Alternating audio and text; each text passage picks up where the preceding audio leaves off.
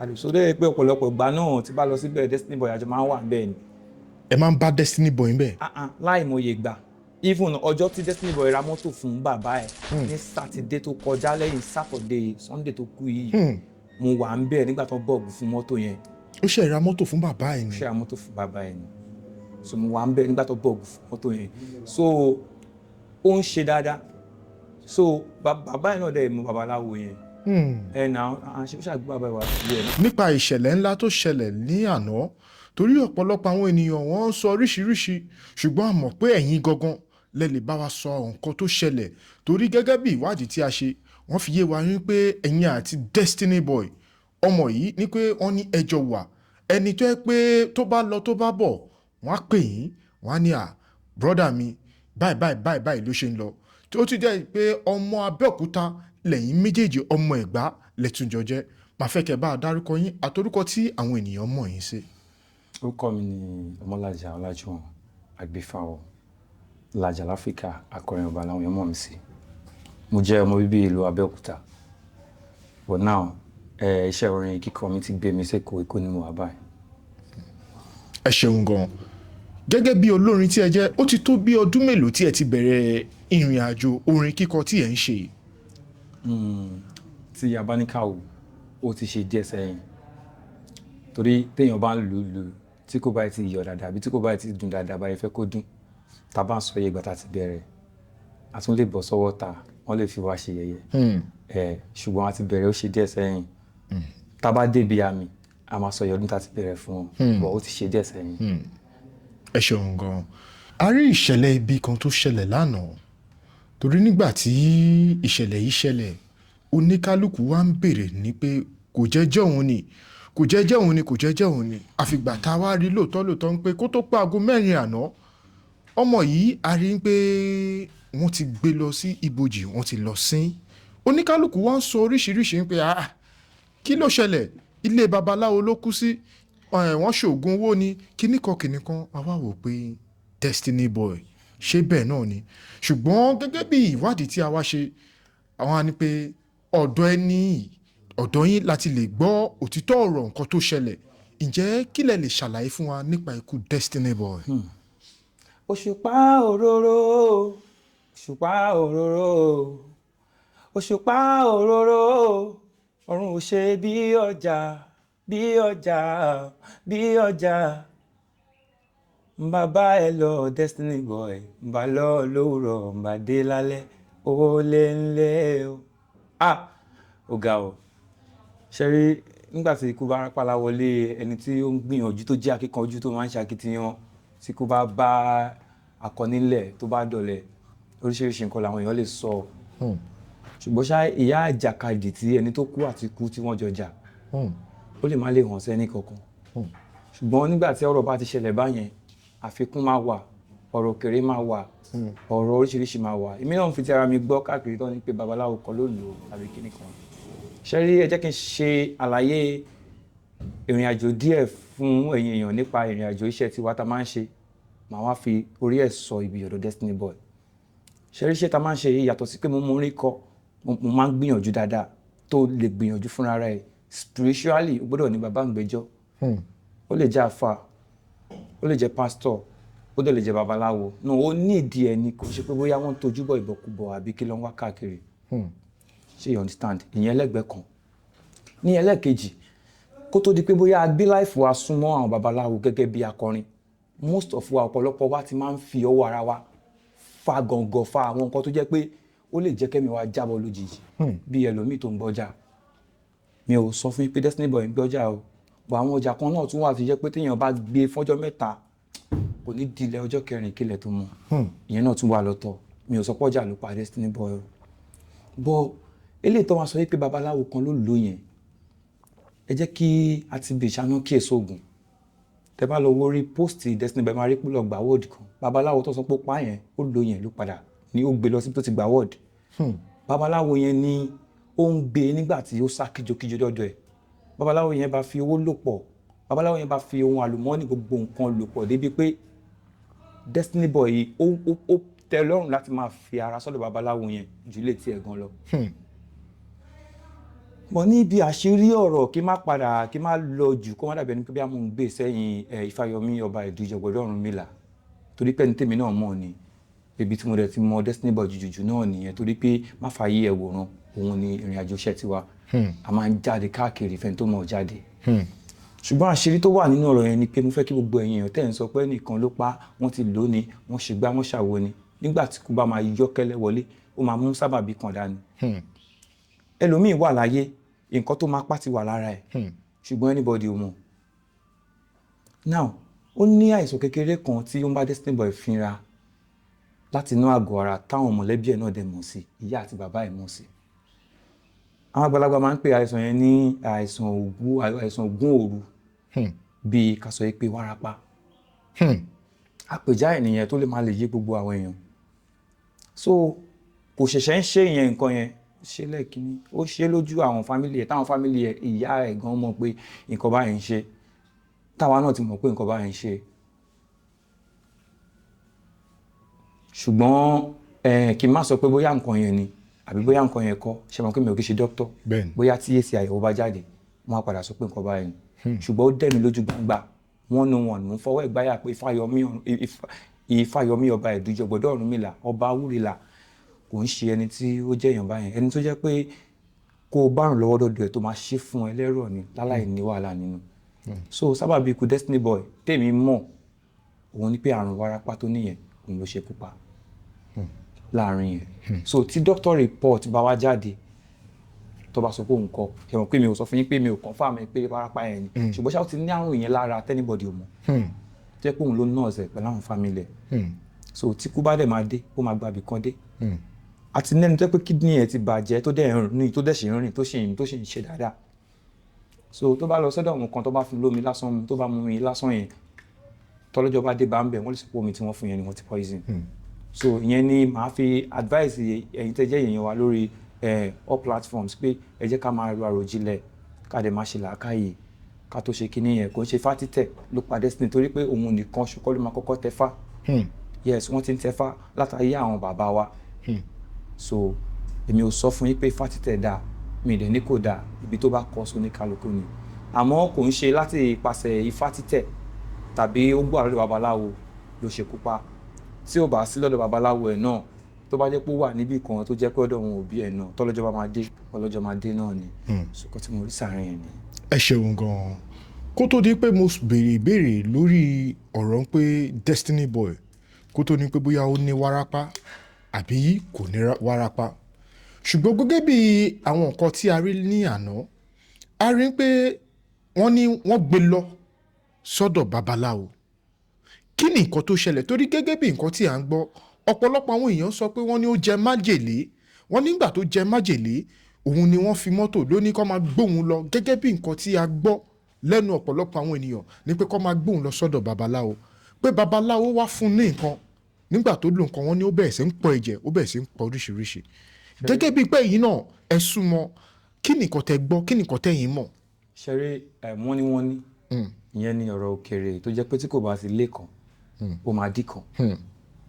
ṣeré ilé babaláwo yẹn ò kì í ṣe àjèjì Destiny Boy ibi tó máa ń wà dáadáa ni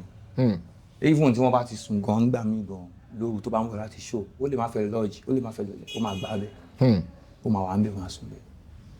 bẹ́ẹ̀ ìtọ́ sọ pé wọ́n ní wọ́n gbé wọ́n ní wọ́n ṣe gbá wọ́n ní wọ́n ṣàwò wọ́n ní wọ́n ṣe pé wọ́n ṣàsùn ṣẹ́rẹ́ kó tó pamọ́ sí gbogbo èèyàn ojú Ọlọ́run ló tó ṣùgbọ́n mi fẹ́ pẹ́ lórí ọ̀rọ̀ yẹn àti àárín babaláwo yẹn jù sódà kò ní dàbí pé bóyá mo wá sórí interview yìí láti wá gáìdì babaláwo yẹn ṣé you understand àmọ́ ṣá even gan kí èèyàn má jẹ májèlé nígbà míì àti ẹni tó fẹ́ kú tó yàgbẹ́ sára tó bẹ̀rẹ̀ sí ní bì tó ń pọ̀ ẹ̀ náà so àti rí lóríṣiríṣi wọ́n fi nǹkan torí ẹ̀ ṣe mọ̀ ní àṣẹ lè sáré conclude ló ṣe jẹ́ pé torí pé ọ̀rọ̀ wọ́n sọ pé wọ́n ti lọ sílẹ̀ kan wọn ò tí ì sin wọ́n gbé dé ìlú wọn Ayétòrò so Alhaji Wasiu Alabi Pasuma sọ pé kọ́ máa sin pé kọ́ ṣe yẹn bá mẹ́yìn so bóyá ó ṣe ní àwọn test kọ̀ọ̀kan tí wọ́n yìí fẹ́ ṣe tó fẹ́ carry out láti lè fi mọ nǹkan tó ṣe okùnfà ikú ẹ̀ so nítorí ẹ̀ ó sì wà ní mọ́ṣúárì bá torí ẹ̀ ni mi ò ṣe lè sọ jù nípa yẹn so that kò ní dàbí pé bóyá because èèyàn tí mo fẹ́ràn ni ó kù bí ọjọ́ 5 tó máa kú àbí àṣìjọ wà kémi tó travel lọ sí Ìbàdàn so àárọ̀ ọjọ́ tó máa dé gangan Sunday àwọn tó pa àsìkò náà mò ń padà gbọ́ pé ó ti ṣẹlẹ̀ so kí àwọn èèyàn wa kí wọ́n kọ̀ jẹ́ ká máa sọ ọ̀rọ̀ tó jẹ́ pé a máa fi omi ìtùnú sí ọkàn àwọn mọ̀lẹ́bí ẹ̀ so àwọn mọ̀lẹ́bí kan láti ibì kan wọ́n ní máa bá àwọn mọ̀lẹ́bí ẹ̀ pé ṣe bí ọmọ tẹ gbójúlé ló lọ ṣògùn owó yẹn ló lọ ṣe kinní kan yẹn ló lọ ṣe gbá kan àwò kan yẹn no tí èèyàn ò bá rí ṣe tẹ́lẹ̀ tó bá bá àwọn àdùnbárìn máa tó ṣe tó bá bá wọn rìn even láì ṣe nǹkan kan fún gan wọ́n máa mí sí lára gẹ́gẹ́ bí ọlá so ìyẹn lèmi rí nínú ọ̀rọ̀ Destiny Boy so wọ́n mí sí lára nítorí pé babaláwo tó bá rìn àdùnbárìn máa tó ṣe ní Ifáyọmí ọba ẹ̀dùjọpọ̀dọ́ Ọ̀rúnmìlà ọba awúbelà ó pọ̀ létí náà babaláwo so òun dẹ̀ kọ́ ni babaláwo àkọ́kọ́ tó máa kọ́kọ́ ṣe dáadáa so kán jọ kán má fi ọ̀rọ̀ kékeré àbọ̀rọ̀ kọ̀rọ̀ kán má fi kọ ẹni lẹ́nu lọ́rùn kọ́ ló ń bá wa tẹ Destiny Boy sáfẹ́fẹ́ rere iwájú tó dojúkọ kó má bàjẹ́ ẹ̀yìn tó fi sílẹ̀ náà kó má bàjẹ́ kíyàwó àtọmọ ẹ̀ kí Ọlọ́run bá wa dá wọn sí so kí wọ́n rí gbà tó dáa lò so kọ́tà lè sọ ń bẹ̀ jù nìyẹn torí pé tiwa náà rè nípa kọ wa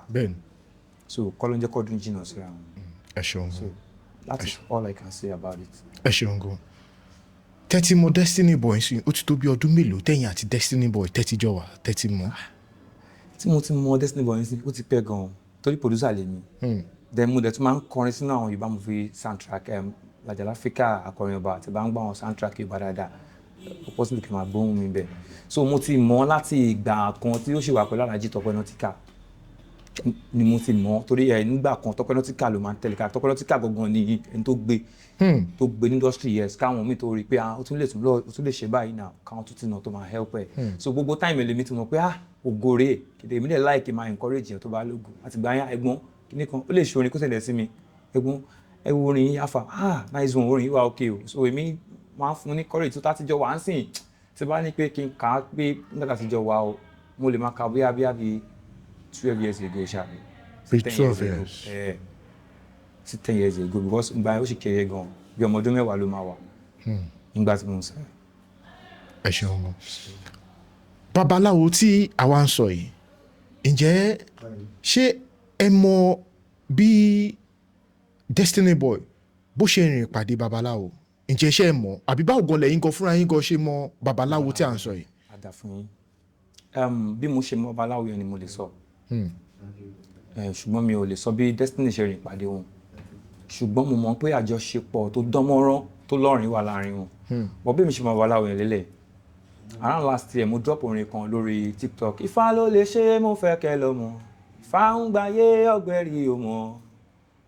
mo ṣorin yẹn just a little bit of problem ló sọ fashion dè máa lé wọn ní kó rí ọ̀pẹ̀lẹ̀ kó má lọ jogun ìpínlẹ̀ ó lọ má bẹ̀là ó ní Jésù ló lè ṣègbàlá ìfúnkójó mo ṣàṣorin yẹn ó jẹ́ orin Ifá babaláwo yẹn wá láìkí ẹ pé ọmọ wo ló gbé Ifá ga báyìí the next thing tí màá rí gan mo ti rí mẹ́sẹ̀jì wọn lórí kíní mi pé Laja alpha báwo nítorí pé àwọn èèyàn kan wà tó mọ̀ mi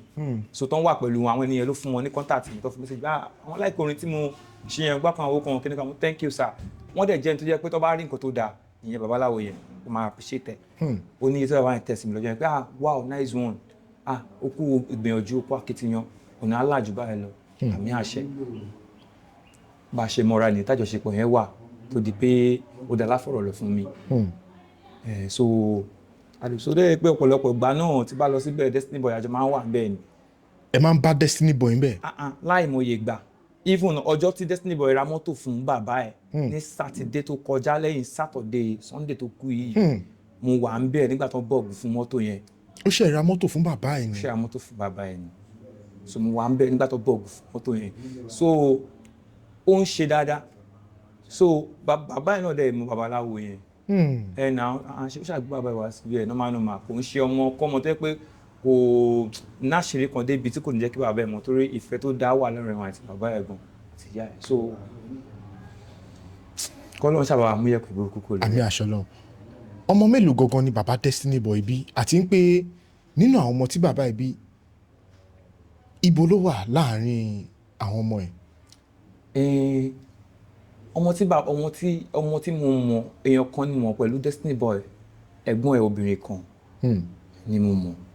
so ẹ̀gbọ́n obìnrin kan ni mo mọ̀ tó ń gbé láyé tòrò so ìyẹn nìkan lè mí mọ̀ ṣe understand ṣe mọ̀ pé nígbà míì náà relationship yẹn industry a lè má gbé wọ family bẹ́ẹ̀ni so nígbà míì gan àlejò máa lọ síbi kan sí látàrọ ṣúlẹ̀ kó má mọ̀ nǹkan tí mo jẹ kó ń lé mi bẹ́ẹ̀ni so torí kò pọ̀ dandan kéèyàn mọ̀ so àwọn èèyàn ò jẹ́ kéèyàn tọ pinpin débi bẹ́ẹ̀ mi ò lè sọ pé kó báyìí ló wà láàrin àwọn ọmọ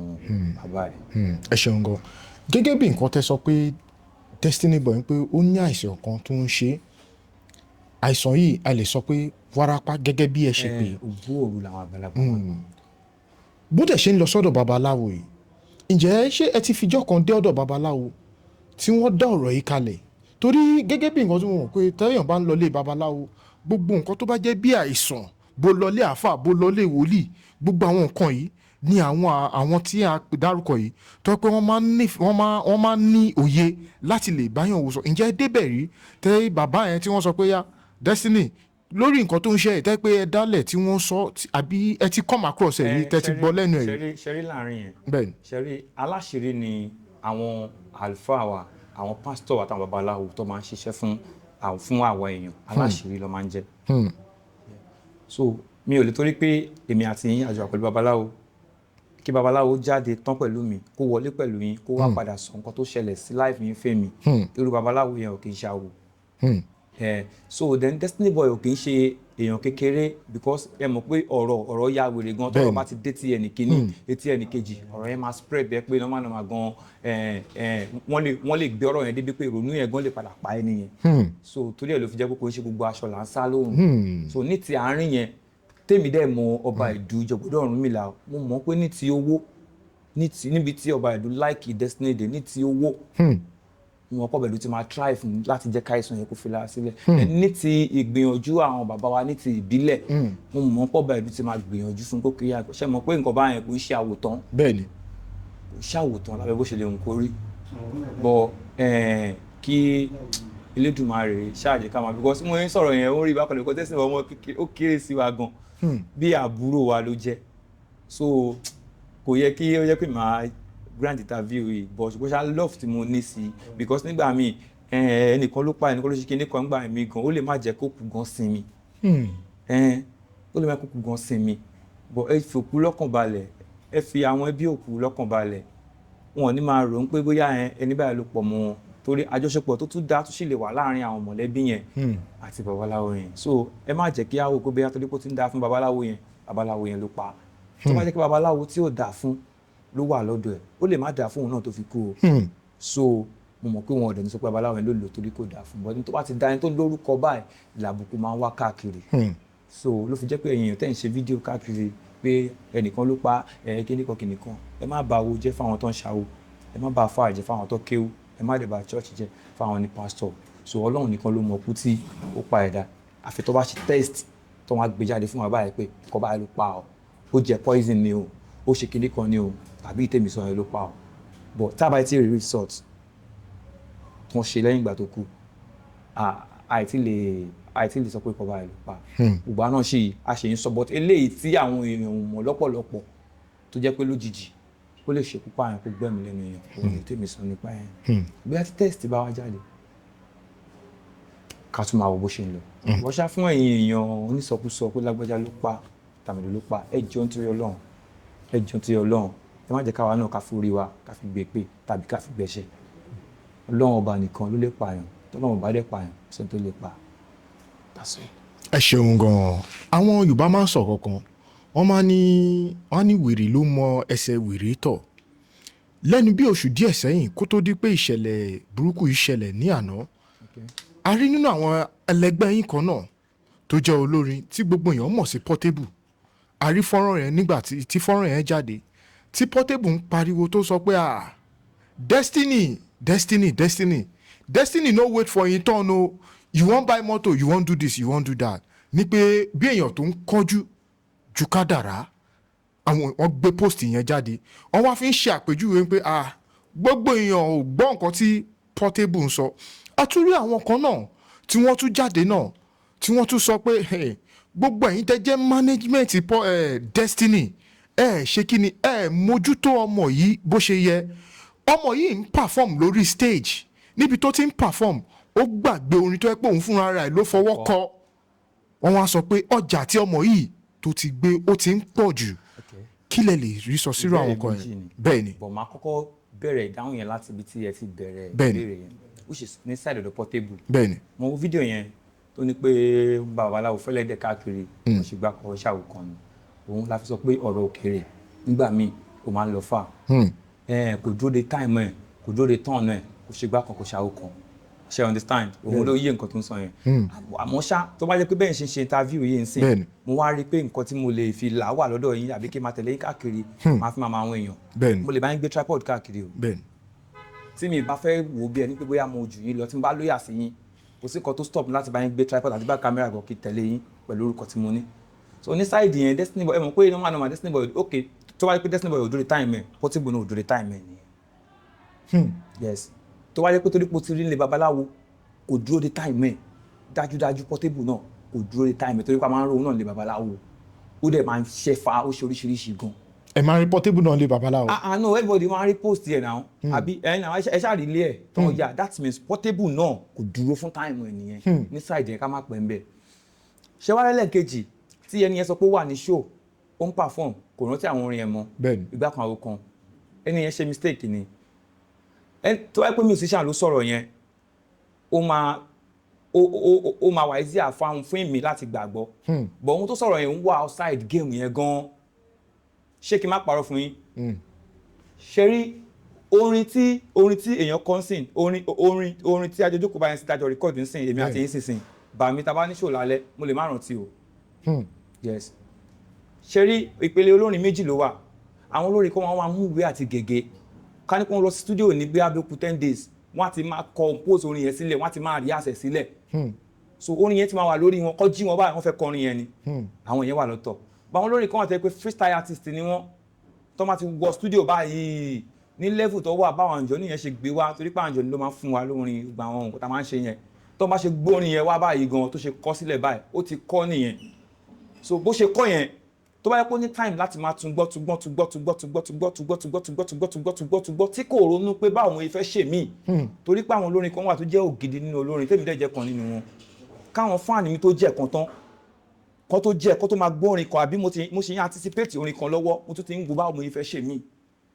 torí pé mi fẹ́ kó máa lọ bẹ́ẹ̀ so tí n bá ti gbé nǹkan míì so next project sórí pé òkè orin bá mi fẹ́ tí mo ti ń reason ẹ̀ lọ́wọ́ tí mo reason so tí bá dé show lójì tó bá ní pé kó o padà wá kọ ètò kọ last yẹn ó possible kó lórin má lè kọ. kò ń ṣe pé ọjà. kò ń ṣọjà tí ò kí ṣọjà àwọn tó jágbà nínú olórin wọn máa mọ nǹkan tí mo sọ orin tó kọlá even àwọn olórin gan máa kọrin dégbò míì tó ń kọrin lọ́ba ìdígbò mi tó ń máìkì dání gbò míì wọ́n máa ṣe mistake àyè àwọn tó máa ń kó báǹtì sẹ́yìn yẹn àwọn elégbè wọn ló máa gbé wọn. ẹ understand a fẹ́ gbára wọn wọ́n máa sinmi àwọn elégbè yẹn ló máa gbé wọn táwọn elégbè yẹn bá gbé wọn àwọn náà máa já sí padà àwọn máa continue so kò ń ṣe ọjà ni èèyàn wà ní stage ó ń kọrin lọ́wọ́ ok pressure tó wà lára ẹni moment ẹ̀ ṣẹ́yìn mọ̀ ni kó tó bọ̀ tó mọ̀ náà because nígbà míì àwa ti lọ́kọ̀ máa ń pè wá ọkọ̀ máa ń fi wá gbádùn ní show ni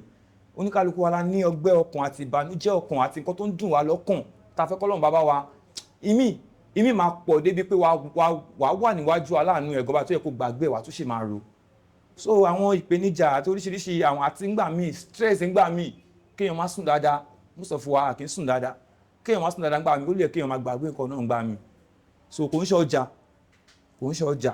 èmi tí mo jẹ́ producer tí mo wà nínú studio 24/7 náà nígbà míì mo lè fẹ́ kọ orin mi tó yẹ pé wọ́n má ṣe máa gbé mi débẹ̀ nípa ara yẹn ẹ ti gbé bẹ́ẹ̀ fo bí yẹn ṣe wà láàrin yẹn nìyẹn so kò ń ṣe pé bóyá ó ń perform orin yẹn kò mọ̀ ọmọ kò kì í ṣọjà ojú tẹ́ni yẹn fi wò ó ni ṣe mọ̀ pé nìyẹn kì í ṣe olórin òun kò sọ nǹkan tó rí ni àwọn èèyàn àwọn wèrè yẹn wà lórí black app yẹn gan tó jẹ́ pé wọ́n ṣàkọ̀fẹ́ sọ kọ̀ọ̀kan ṣá kọ́ lè fi trend engagement wọ́n fẹ́ jẹ́ kí page wọn kó máa pop up so ṣíṣí lẹ́gbọ̀n lè sọ ẹ ṣàròrà máa fẹnu já wáyà lórí line kẹ má fẹnu bà tẹnilẹ́ni jẹ́ so ẹ ṣeun gan gẹ́gẹ́ bíi pé ẹ jẹ́ producer tẹ̀dẹ̀ tún súnmọ́ àwọn tó jẹ́ bíi management Destiny Boy kí lẹ lè sọ nípa àwọn báwo ló ṣe ń manage ọmọ ẹ̀gọ́ kó tó nípa ọmọ yìí dolóògbé because ọmọ yẹn kéré ọmọ tó kéré ni wọ́n dẹ̀ ní ìdèyàn tó yẹ pé wọ́n máa ní láti máa tọ́ sọ́nà ọ̀nà tó dáa torí bí wọn bá tọ́ sọ́nà dáadáa ó possible kọ́ pé irú nǹkan tó ṣẹlẹ̀ ìlú àná yìí ó possible kọ́ pé nǹkan tó yẹ kó ti ṣẹlẹ̀ látọjọ́ tó ti pẹ́ ni. àwọn kábínẹ̀tì tí ọmọ yìí àwọn tó ń bá rìn kí lẹ lè sọ nípa wọn mi ì fẹ́ kẹ́ bu anything torí nǹkan táwọn ń ṣẹlẹ̀ lọ́wọ́lọ́wọ́ ẹ̀ tilé tó kó ló dùn pé ọmọ yìí kò débi tó yẹ kó dé kó tó dín pé ó jábọ́. bẹ́ẹ̀ ṣẹ́rí ẹ jẹ́ kí n sì dúdú ọ̀rọ̀ fún yín based on management or no management nígbà tí ó wà pẹ̀lú àwọn Tutsi wọ́n jọ ń ṣe dáadáa torí gbogbo movement ẹ̀ gbogbo everything gbogbo ẹ̀ náà la mọ̀ ṣe àwọn tó kọ́ gbé lọ wọ́n gbé lọ so pátá òdèjọ́ wà dáadáa mú normal náà tí àjọṣepọ̀ yẹn tó ṣe pé àwọn ọ̀nà gbé káàkiri mọ́ òun náà ti dàgbà enough láti lè manage career ẹ̀ because tó ti bẹ̀rẹ̀ àti ibi tó bá a dé ṣe understand then fún artist láti ní management kò ń ṣe pọ́rọ̀ ẹnu ọ̀rọ̀ owó ló máa ń bá a dé ńgbà míì tó dẹ̀ máa ń lọ fáàgùn so kò ń ṣe gbá artist ẹ̀ rí lórí screen yẹn ni wọ́n ní management kò ń ṣe gbọ́n lọ́mọ so ṣùgbọ́n ṣá ẹlòmíì ní ọpọlọ tó máa fi ṣe dáadáa ṣe understand so ọpọlọ àti ṣe dáadáa yẹn òun lọmọ ìyá mi ń lò ó dẹ̀ ń ṣe ó dẹ̀ ń work fún àbí nǹkan tó wà lẹ́nu ẹ̀ tó dé pé ó lọ sí London kò ń ṣe management kó ló gbé lọ náà so ó ní deal pẹ̀lú àwọn kan nípa Destiny Boy àwọn yẹn náà òun náà wà ń bẹ ó ń cho ẹ jẹ́ ká fi sínú show yẹn ẹ jẹ́ ká ṣe gbogbo ẹ̀ so most of àwọn artists wa tí a bá ti ń rí show lọ táwọn rí show gbà ọ̀pọ̀lọpọ̀ kì í believe in management and tá a bá dẹ̀ ní management yẹn ó tún máa help nìkan in life ṣe understand so but pé náà pé àjọṣepọ̀ olúwa láàrin òun àti àwọn management àbí gbà kan ọkọ yẹn kí nígbà pípa yẹn ìṣọ́ pé àwọn management kan wà tí wọ́n dúró fún but fúnra rẹ̀ ló manage ara ẹ̀ ló manage career ẹ̀ so ó dẹ̀ wò pé ok báwo máa ṣe tá a fi máa tẹ́ mi lọ́rùn ó dẹ̀ sùn máwọn olówó ń bá àwọn olówó ṣe àwọn ọba ìdú àwọn tí máa ń rí wọn náà ni ó dẹ̀ ń gbé débẹ̀ ọjọ́ àánú ọjọ́ owó ọjà àánú ojúkorojú ọjọ́ yàgbà kó ló kan ìgbọ́n ọmọkùnrin ṣe máa ń ṣe nìyẹn gẹ́gẹ́ gbogbo ẹ̀ ó dẹ̀ ń tọ́nà pẹ́pẹ́ gbèsè ayé ẹ̀ gan-an ó ń dùn máa gan-an nígbà ayé ń rí so ọjọ́ tó tẹ̀ ra mọ́tò fún dáadé tí mo débẹ̀ inú mi dùn gan pé wow Ọlọ́run á máa ràn lọ́wọ́ àṣepọ̀ máa kú ọ̀sẹ̀ tó máa tẹ̀lé so ọ̀rọ̀ yẹn kò kí n ṣọ̀rọ̀ ta lè pẹ́ lórí ẹ̀ tó Destiny Boy kò ń ṣe ọmọ tó yẹ pé èèyàn lè rò pé ó lè kú 40 years to this time tó rọ ọmọ kékeré ni so kọ́lọ̀ ń bá àwọn yẹn pẹ̀lú òkú kò lè jẹ́. àmì àṣẹ Ọlọ́run ọba ẹ ṣeun wọn àwọn nǹkan yìí tí ó ṣẹlẹ̀ yìí àti pé àti oríṣiríṣi àwọn bíi pé ẹ kó wà níbi kan níbi tó ti lọ tẹfá kó gbé sí online àwọn nǹkan yẹn ṣé ẹ fi hàn pé lack of education ó pẹ̀lú nǹkan tó tún affect ọmọ yìí. ṣe rí ní láàrin yẹn tínú ẹni bá dùn débì kan a kì í pamọ́ra so kò ń ṣe Destiny Boy nìkan ní ọ̀rọ̀ tẹ̀sán yẹn bá yóò bá ọ̀pọ̀lọpọ̀ àwọn èèyàn pẹ̀ máa ń pẹ́ tọ́pọ̀lọpọ̀ àwọn èèyàn bá ṣe nǹkan kan bí kan wọ́n á post ẹ̀ tó bá ṣe ra mọ́tò wọ́n á post ẹ̀ tó bá ṣe èso wọ́n á post ẹ̀ so èmi ò rò pé bóyá mistake wà níbi pé tẹ̀fà ó post ẹ̀ tó ráyè tà wá sí ó ti dáyé ọ̀làjú kò ń ṣayé pé òun gbé pamọ́ mọ́ kó má gbé pamọ́ náà tó bá fi lẹ̀kẹ̀fà sọ̀rùn wọ́n máa rí pé lẹ̀kẹ̀fà lọ́rùn wọ́n máa mọ̀ kó tẹ̀fà so ó pè kéèyàn wá straight nǹkan tí mo ṣe láì Destiny tó wà straight forward ni kò ń ṣe ẹni tó máa ń ṣe báyìí so pé wá gbé ìlẹ̀kẹ̀ fásọ̀rùn àbí pé ó expose ara rẹ̀ pé òun tẹ fáyìn mi ò rò pé ó ṣe mistake mi ò rò pé ó ṣe mistake so because ọ̀rọ̀ òkú là ń sọ yìí àwa náà dẹ̀ máa dòkú wọ́n dẹ̀ máa sọ̀rọ̀ kan lẹ́yìn wa. bẹ́ẹ̀ni wá gẹ́gẹ́ bí àwọn àlàyé tí ẹ ṣe fún wa ẹ̀sùn kankan tí mo dẹ̀ fẹ́ bóyá tẹ bá mọ̀ nǹkan tó ṣẹlẹ̀ láàrin ẹ̀ gẹ́gẹ́ bíi pé ẹ̀yin náà tún súnmọ́ àwọn ẹni tí a fẹ́ béèrè nípa wọn yìí ẹni pé Destiny Boy òun ló ń manage ara ẹ̀ torí ẹ̀ rí gbígbà pé ó wà under management kankan gẹ́gẹ́ bíi pé ó ti ní òye iṣẹ́ yìí láti lẹ̀ ó ti ń ṣe látọjọ́ tó ti pẹ́ ó dẹ̀ fi hàn pé yes òun lè dá ṣe lé òun lè dá ṣe lé kí lẹ lè sọ nínú nǹkan tó ṣẹlẹ̀ tó dájà lẹ̀ àbí tí Destiny Boy fi kúrò láàrin Tutsi Boys because Tutsi Boys yìí àti rí ọ̀pọ̀lọpọ̀ àwọn olórin tí wọ́n gbé jáde àti ẹ̀ bá mọ̀ mọ́ rárá ayé mọ́ Small Doctor ní pé Small Doctor nínú àwọn Tutsi Boys ni kí nìkan tẹ́fìn pé ó ṣẹlẹ̀ tí Destiny Boy tó fi kúrò tó fi ní pé àwọn Tutsi Boys wọ́n promote Destiny Boy mọ́. ìbéèrè tẹ́bẹ̀rẹ̀ ìbéèrè tó dáa ni ṣùgbọ́n ìbéèrè tó gbọ̀ngbọ́n láti fèsì ni torí pé nígbà míì tọ́rọ̀ bá ṣẹlẹ̀ tá bá gbọ́ tẹnu ẹnìkan tá a bá ti gbọ́ tẹnu ẹnìkejì so àìtí lè fi ìdí kan múlẹ̀ pé nǹkan báyìí ló ṣẹlẹ̀ ṣe understand ó dàbí kọ́ọ̀rẹ́ àtọ̀rẹ́ àbí kọ́kọ́ àti ìyàwó máa jọ jà ní tá bá ti gbẹ́jọ́ ìyàwó tá àti ìgbẹ́jọ́ ọkọ bẹ́ẹ̀ni tá wá lọ ṣèdájọ́ àfẹ́túlé ni bẹ́ẹ̀ni so Destiny Boy ò sí láyé mọ́ báyìí kọ́ ló ń bá a fọ̀rọ̀ kẹ́ àmì àṣẹ Ọlọ́run so àjọṣepọ̀ tí ó dẹ̀ sì máa wà láàrin èmi pẹ̀lú àwọn Tuti ṣe understand Ọlọ́run bá nìkan ṣe ló mọ̀ bẹ́ẹ̀ni so kò wá ń ṣe pé bóyá nítorí àjọṣepọ̀ because kájọṣepọ̀ kọ́ tó dé náà bíi tí èmi àti wọn náà èèyàn ti ń ṣe dáadáa already bẹ́ẹ̀ni so bóyá yẹn ni kò fẹ́ jẹ́ kí n lè sọ̀rọ̀ náà but tí Destiny Boy bá sọ̀rọ̀ even káwọn Tuti boys náà kọ́ sọ̀rọ̀ níbi tá a wà báyìí ó sì máa ní nǹkan kan tó máa wà níkùn wọn tó máa jẹ́ pọ́ìntì gọ́gọ́gọ́gọ́gọ́gọ́gọ́ tó wọn lè sọ níbi tẹ́nibọ̀dì bá wà tó jẹ́ pọ́rọ̀ lé ni so ìyẹn lèmi ò fi ní lè sọ láàrin yẹn gbogbo yà nǹkan bá ló ṣẹlẹ̀ láàrin yẹn ṣó ti yé yín bọ̀ ẹnu ọlọ́fà láti ń gbọ́ mọ́ta so lọ́jọ́ kan ṣá ó sì máa kọ ẹ̀yìn pẹ̀lú àwọn Tuti boys ẹ bèrè lọ́wọ́ wọn wá sọ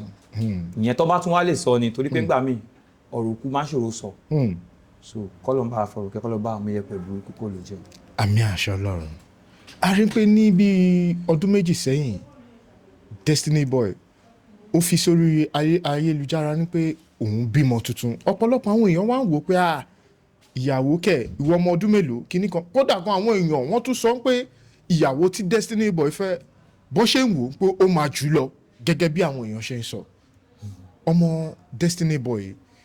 kí ni nǹkan tí ẹ rò tó pé àwọn ẹ̀yin ọ̀rẹ́ ẹ̀yin tẹ̀súnmọ́ ẹ̀yin ẹ̀gbọ́n àdúgbò kí ni nǹkan tí ẹ ń rò lọ́kàn láti ṣe láti lè fi ran ìyàwó àti ọmọ yìí àti bóyá ẹbí ẹ kí ni nǹkan tí ẹ feel pé ẹ ń ṣe gẹ́gẹ́ bí association. ṣẹ́rí nípa wípé ìyàwó tí Destiny fẹ́ ó jùlọ ṣé ẹ̀yin ò tí ì rí obìnrin tó pẹlẹbẹ bá tó jẹ́ lẹ́pa tó wá lóyún ok obìnrin tó jẹ́ lẹ́pa tó lóyún tẹ bá fi máa lọ rí bí after 7 months 9 months tí oyún yẹn after 7 months 8 months tó oyún yẹn ti ń jáde ẹ máa rí pé ó ti máa lómi lára ó ti máa dọ̀rọ̀ bọ̀ ó máa dàbí ìyá ni ṣùgbọ́n tó ṣẹlẹ̀ láàrin òun àti ìyàwó ẹ̀ nìyẹn ṣé bó rí kó tó fẹ́ náà báwo lèèyàn ṣe máa lọ fẹ́ ẹni tó jù lọ tó náà dẹ̀ rí pẹ́ nìyí ju mi lọ so owó lè máa wá easier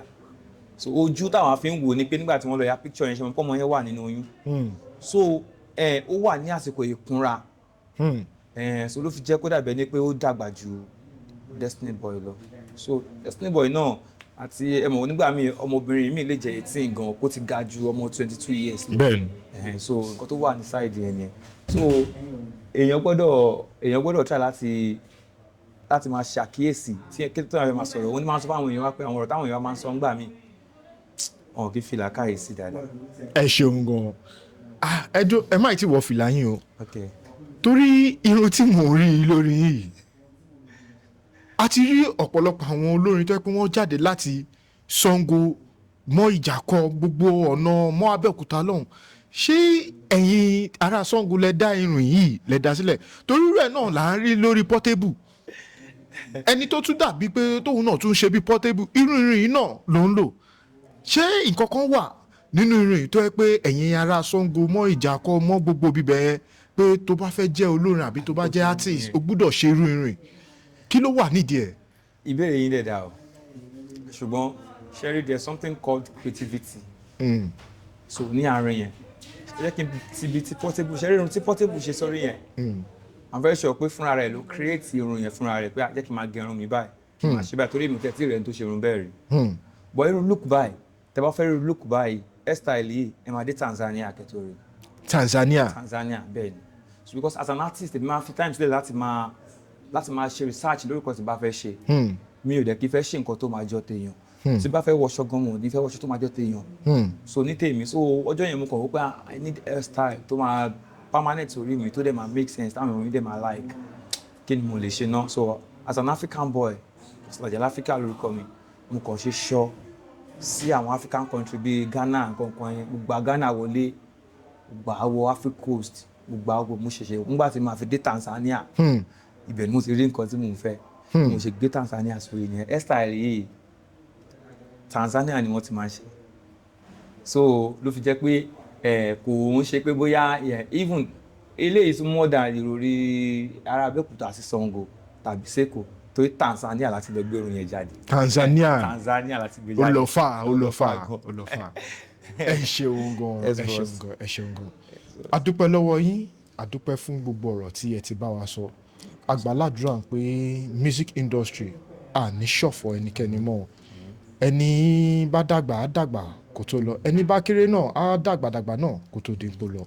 A dúpẹ́ lọ́wọ́ yín, a ó máa rí yín bá. Ẹ ṣeun gan sir. Amen. Feeling alright, feeling alright. Are you feeling alright? I'm feeling alright. Do you wanna feel alright? Jẹ́ kí n gbé ẹ débẹ̀ lọ́wọ́ kan, ibi tó ti máa wà alright. Lórí page yẹn, gbogbo news tó ń jáde, ibi tó ti máa lọ máa wo, ibi tó ti máa lọ máa ka. Original ojúlówó news, feel alright news TV ló máa lọ.